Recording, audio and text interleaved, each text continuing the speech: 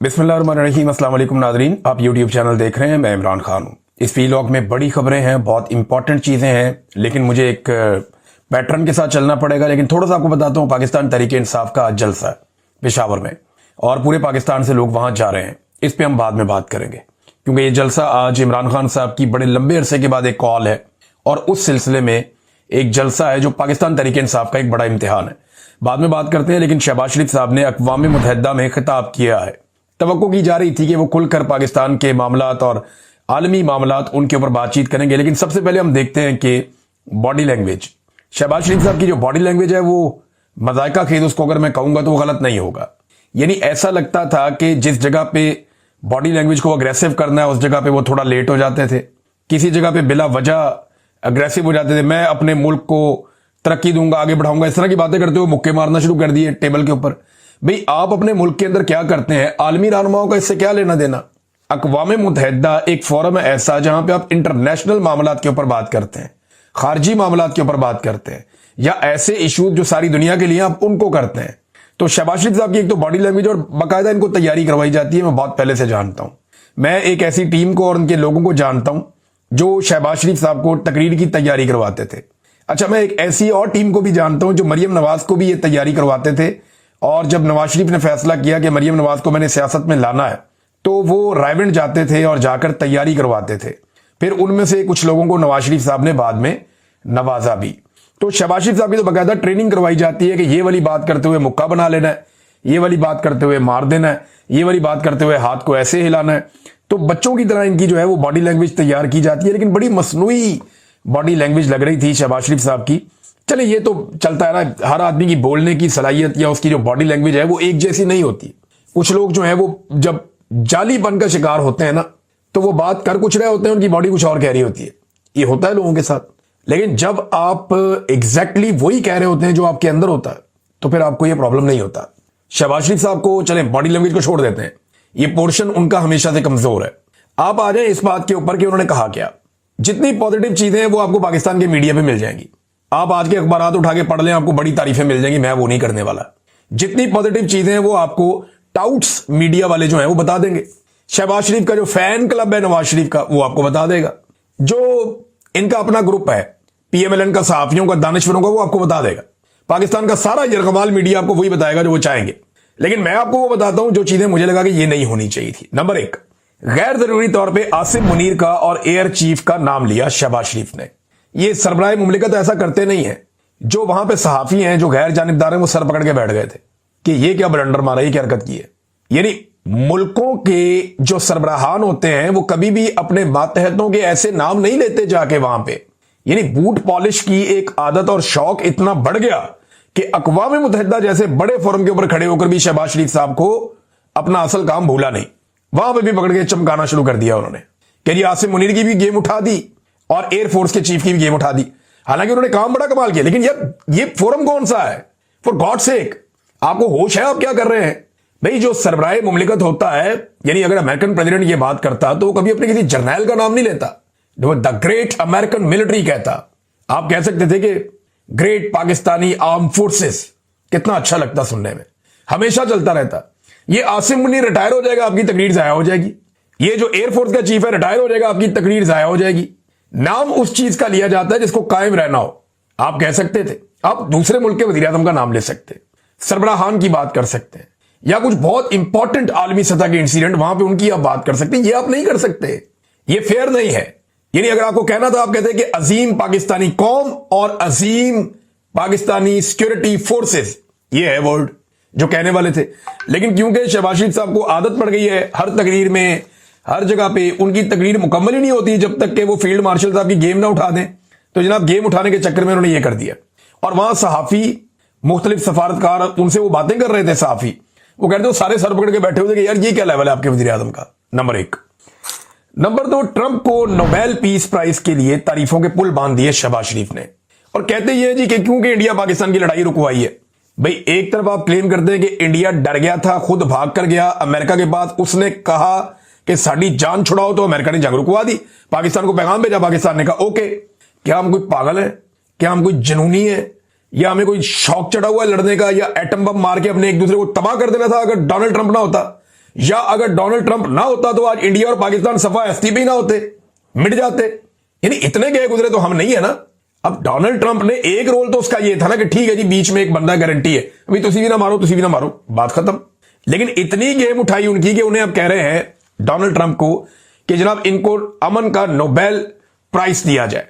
और उसी टाइम पे शहबाज शरीफ साहब एक और चीज पे जोर दे रहे हैं कि इसराइल के अंदर फौरी तौर पे जंगबंदी करवाई जाए, फौरी तौर पे जंगबंदी करवाई जाए, और कोई रास्ता नहीं है, इसके लिए इकदाम किए जाए। बड़ी जज्बाती जुमले उन्होंने बोल दिए।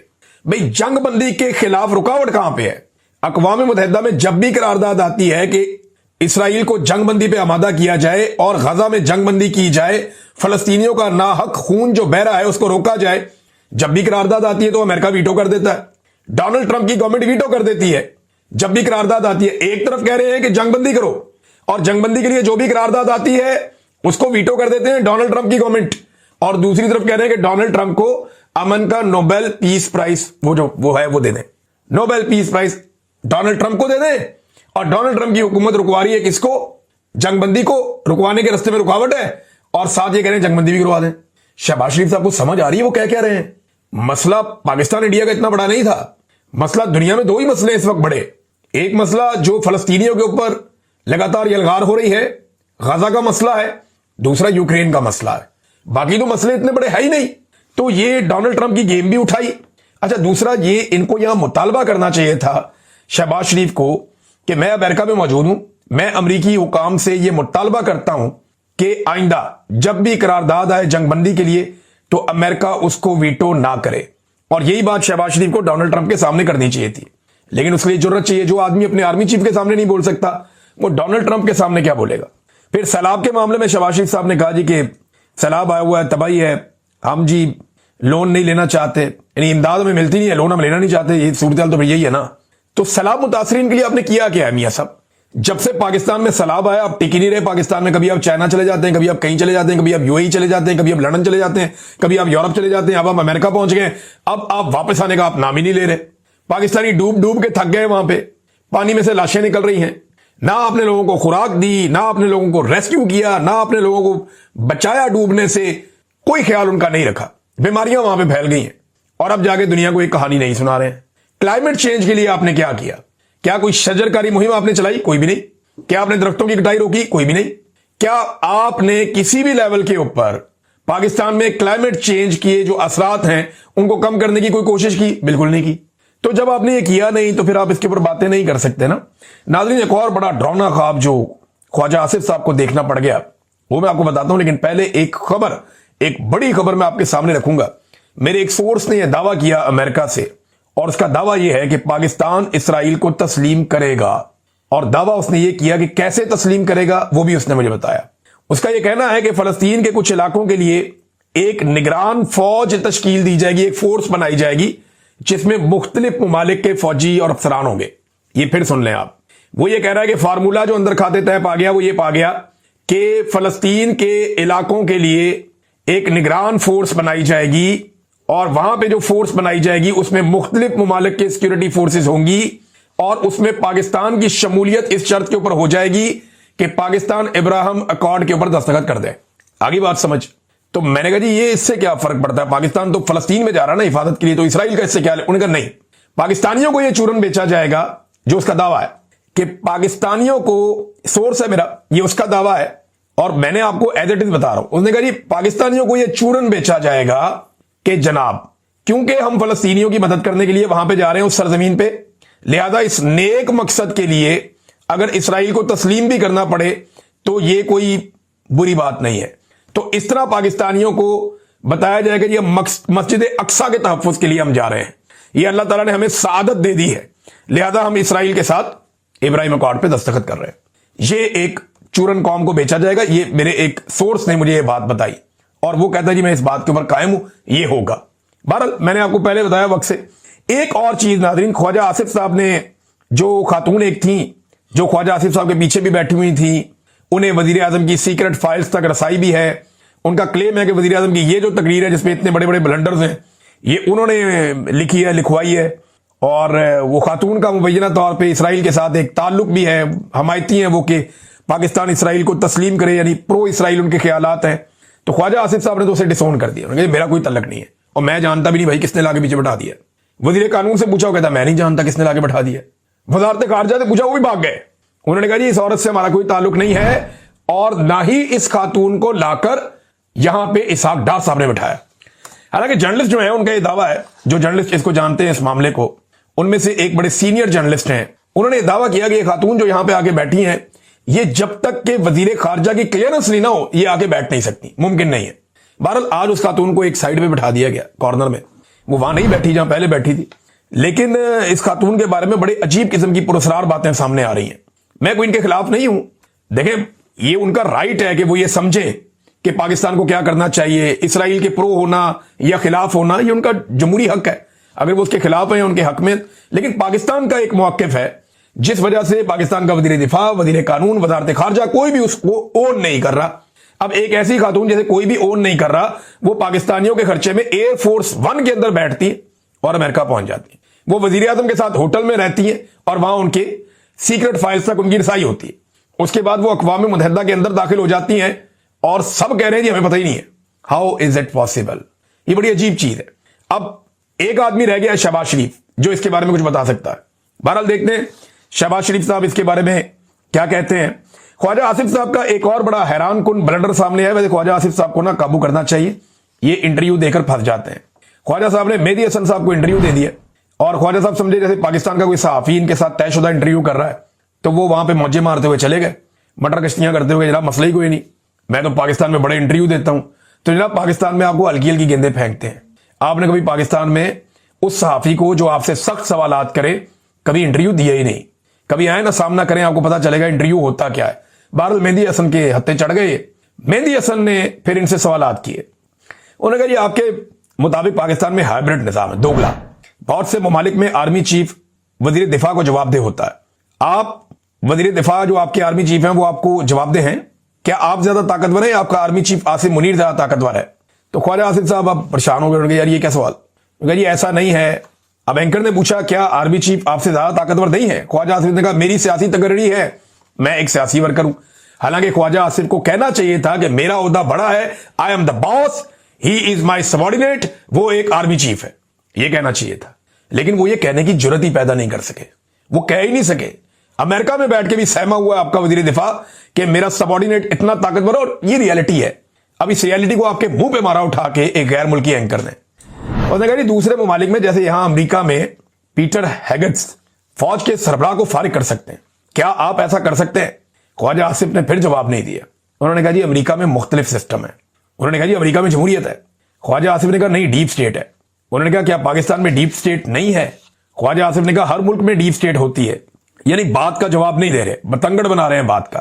तो उन्होंने फिर इसी तरह पूछा कि जनाब मुझे बताएं ना, अच्छा तो फिर फैसला कौन करता है, यानी इंचार्ज कौन है आपके मुल्क का, चार्ज किसके पास है? ख्वाजा आसिफ ने कहा मैंने कहा जी हाइब्रिड निजाम है, यानी चार्ज किसी के पास नहीं है, चार्ज तो आर्मी चीफ के पास ही है।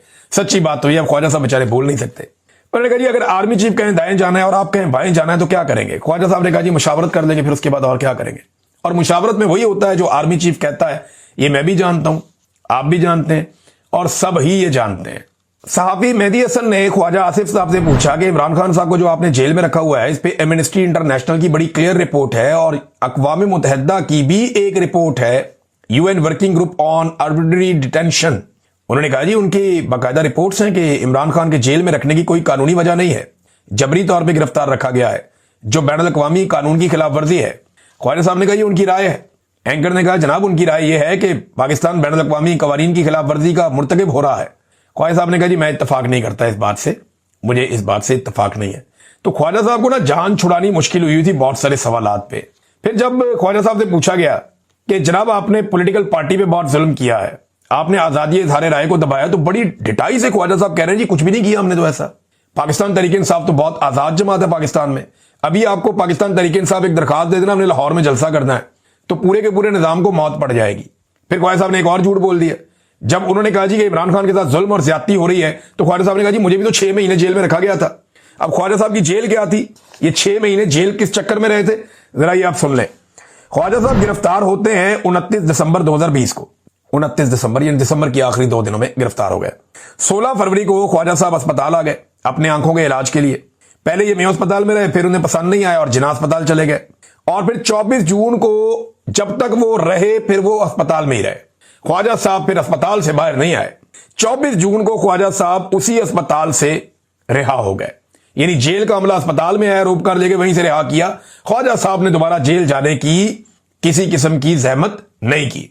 फिर एक और ख्वाजा साहब ने अजीबोगरीब वहां पे बोंगी मार दी। ख्वाजा साहब ने इमरान खान साहब के बारे में कह दिया जी कि इमरान खान जेल से अपना ट्विटर अकाउंट चलाता है। इससे पहले ख्वाजा साहब ने यह भी कह चुके हैं कि इमरान खान एक बड़ा महफूज तरीन टेलीफोन है दुनिया का, नोकिया 3300, वो इस्तेमाल करता है जेल में। अच्छा, नोकिया 3300 अगर आपको याद है, ये जरा शक्ल देख ले आप, आपको दिखा देते हैं, देख लें आप। ये इसके ऊपर तो टच स्क्रीन ही नहीं है। ये जिस दौर का फोन है तब तो ट्विटर का किसी को पता ही नहीं था। वो कहते हैं जी इसके ऊपर इमरान खान अपना ट्विटर इस्तेमाल करता है। हद हो गई नहीं। और जेल के अंदर तो सिग्नल भी नहीं आते, एक सिग्नल भी नहीं आता जेल के अंदर। आप टेलीफोन कॉल कर ही नहीं सकते, ऐसे खौफनाक जैमर्स लगे होते हैं जेल में। ये सवाल ही पैदा नहीं होता। और ख्वाजा साहब को पता भी है इस बात का, फिर भी बेवकूफ बना रहे हैं कि इमरान खान जेल से अपना ट्विटर इस्तेमाल करते हैं। आप तो थोड़े दिन पहले कहते कि इंडिया से इस्तेमाल होता है। इमरान खान जेल में है या इंडिया में है? तो ख्वाजा साहब फंस गए, फिर फंस गए एक दफा। ख्वाजा साहब नहीं नहीं नहीं, वो एक्चुअली इमरान खान आप देखें ना, अब कभी इधर देखें, कभी उधर जाएं, कभी उधर जाएं। ख्वाजा साहब को समझ ना आए मैं इसमें से निकलूं कैसे। बहरहाल फिर ख्वाजा साहब ने कहा जी कि उनके पास रिपोर्ट है कि वो इमरान खान साहब का जो ट्विटर अकाउंट है ना, वो इंडिया वाली बात ठीक है। उन्होंने इंडिया वाली बात अगर ठीक है तो आपके पास कोई सबूत तो होंगे। उन्होंने सबूत मैं नहीं दे सकता। क्यों नहीं दे सकता? वो मैं नहीं अभी दे सकता, वो यहां नहीं बता सकता मैं। उन्होंने कहा यहां आप पब्लिकली इल्जाम लगा सकते हैं कि इमरान खान का ट्विटर इंडिया से हैंडल हो रहा है, लेकिन आप पब्लिक सबूत नहीं आप दे सकते मिनिस्टर होके। तो क्या आपके पास जो रिपोर्ट है वो कहां से? इंटेलिजेंस की, उन्होंने बिल्कुल इंटेलिजेंस की रिपोर्ट। अब मैं हैरान हो रहा हूं कि पाकिस्तान की इंटेलिजेंस एजेंसियों के पास ये रिपोर्ट है कि इमरान खान का ट्विटर हैंडल इंडिया से ऑपरेट हो रहा है या इंडिया उसको चला रहा है, और इसके ऊपर पाकिस्तान की एजेंसियों ने अभी तक कोई मुकदमा दर्ज नहीं किया। 300 मुकदमे ऐसी ऐसी बोंगी मारी ख्वाजा साहब ने, और वो जलालत करवाई है पाकिस्तान की एस्टेब्लिशमेंट की, और अपनी जाती तौर पे तबाही फिरवा दी पकड़ के। बहुत सारी और चीजें भी हैं, अब दफा करें कितना मैं इनका बताऊं। ख्वाजा साहब ने बहरहाल इनको मना करना चाहिए कि इंटरव्यू ना दें। वहां कासिम सूरी साहब ने बड़ा तगड़ा एहतजाज किया अमेरिका में, यूएन के सामने निकले, उन्होंने आके वहां बड़ी तगड़ी बातचीत की है। उन्होंने एहतजाज किया शहबाज शरीफ के खिलाफ, एस्टेब्लिशमेंट के खिलाफ, कि उन्होंने बड़ी ज्यादती कर रहे हैं ये। दूसरा नाज़रीन, आजाद कश्मीर में पंगा बढ़ता जा रहा है। वहां पहले झूठी खबरें चलाई गई कि कोई एहतजाज नहीं हो रहा, लेकिन लोग इस पे बाज नहीं आए। उन्होंने कहा नहीं जी हम तो एहतजाज करेंगे, हमारे कोई मुतालबात नहीं माने गए। फिर इंटरनेट और मोबाइल फोन बंद किया तो हम मसाजिद से ऐलान करेंगे। हुकूमत ने मसाजिद पर पाबंदी लगा दी तो उलमा इकराम सामने आ गए। उन्होंने कहा जी हम हुकूमती नोटिफिकेशन को जूते की नोक पर रखते हैं और मुकम्मल अवामी एक्शन कमेटी से इत्तफाक करते हुए मसाजिद में हम ऐलानात करवाएंगे। तो वहां हुकूमत को और एस्टेब्लिशमेंट को बड़ी नाकामी हो रही है। अब आ जाए नाजरीन, जो मामला पाकिस्तान तहरीक इंसाफ के जलसे का है। लेकिन एक चीज और, शहबाज शरीफ ने एक दावा भी किया कल के दिन में। उन्होंने कहा जी ट्रंप ने अमेरिकी कंपनियों को कहा कि फौरी पाकिस्तान में जाकर सरमायाकारी करें। वो पाकिस्तान में पाकिस्तानी सरमायाकारी नहीं कर रहे, बाहर से कौन आके करेगा? आप सिर्फ अपना सामान बेच सकते हैं, अपनी मादनियात आप उनको बेच देंगे सस्ते दामों, अपनी चीजें आप उनको बेच देंगे सस्ते दामों, आप पाकिस्तान की कौम को गिरवी रख देंगे सस्ते दामों। आप यही कर सकते हैं। जिस जंग में आप कूदने जा रहे हैं ना, या जिस खून खराबे का आपका इरादा दिखाई दे रहा है, जिसके बारे में इमरान खान रोजाना अडयाला जेल से खबरदार कर रहा है, जिसके बारे में असद कैसर ने कहा कि अगर अफगानिस्तान पे आप जंग मुसल्लत करेंगे तो हम सब सियासी जमातें और अवाम आपके साथ खड़े नहीं होंगे। ये जिस चक्कर में आप पड़ गए हैं ना, ये आपको अकेला छोड़ के सारे भाग जाएंगे। फिर यहां पे गोला बारूद और बंदूकों का ही बिजनेस होगा और कोई सरमायाकारी नहीं हो सकती। तो मियां साहब होश के नाखून लें। इमरान खान के खौफ ने आपको दर दर पे सजदा करवा दिया है, पूरी दुनिया के सामने आपको झुका दिया है। जाके इमरान खान से माफी मांग लें, आपकी जान छूट जाएगी, वरना पूरी दुनिया में आप ऐसे ही सजदे करते फिरेंगे, मीठे मीठे मुंह बना के आप लोगों की खुशामदें ही करते फिरेंगे। आपको कभी कॉन्फिडेंस आएगा ही नहीं, और जब तक इमरान खान या उसके फॉलोअर्स हैं ये आपको छोड़ेंगे भी नहीं। नाज़रीन, पाकिस्तान तहरीक इंसाफ का पेशावर में जलसा और पूरे पाकिस्तान से काफिले इस तरफ जा रहे हैं। आज हम इसके ऊपर एक ट्रांसमिशन करने जा रहे हैं, क्योंकि टीवी चैनल तो करेंगे नहीं, तो हम सारे जो डिजिटल मीडिया के लोग हैं जिनकी आवाजें बंद की गई हैं, हम सब मिलकर आज एक बड़ी ट्रांसमिशन करेंगे। सिंध से, बलूचिस्तान से, पंजाब से, आजाद कश्मीर से, गिलगित बल्तिस्तान से और पूरे खैबर पख्तूनख्वा से काफिले पेशावर की तरफ बढ़ रहे हैं। मुझे पाकिस्तान तहरीक इंसाफ के कुछ जराये ने बताया कि ब्यूरोक्रेसी की हरकत बहुत अजीब है और ऐसा लगता है कि हमारे जलसे के खिलाफ साजिशें भी हो रही हैं। लेकिन चले, अगर आवाम निकल आई बड़ी तादाद में तो फिर तो जलसा कामयाब हो ही जाएगा। अब इसमें एक मैं हैरान हो रहा था कि गड्ढापुर साहब ने ऐलान किया कि मैं एक बड़ा अहम ऐलान करूंगा जलसे में और बड़ा सरप्राइज दूंगा, जबकि मैं समा टीवी का एक वो कैप्शन देख रहा था, उस पर लिखा हुआ था, पता नहीं कुछ लोगों ने उसको ट्वीट भी किया है, वहां अली मोहम्मद खान साहब ने कहा कि जी जलसे में कोई बड़ा ऐलान नहीं होने जा रहा। अब लेट्स सी क्या होता है क्या नहीं होता। बहरहाल जलसा आज पाकिस्तान तहरीक इंसाफ का है। इमरान खान की कॉल है, इमरान खान ने खुद कहा है कि लोग आए, लेट्स सी क्या होता है जलसे में। अब तक के लिए इतनी, अपना ख्याल रखिएगा, अपने चैनल का भी। अल्लाह हाफिज।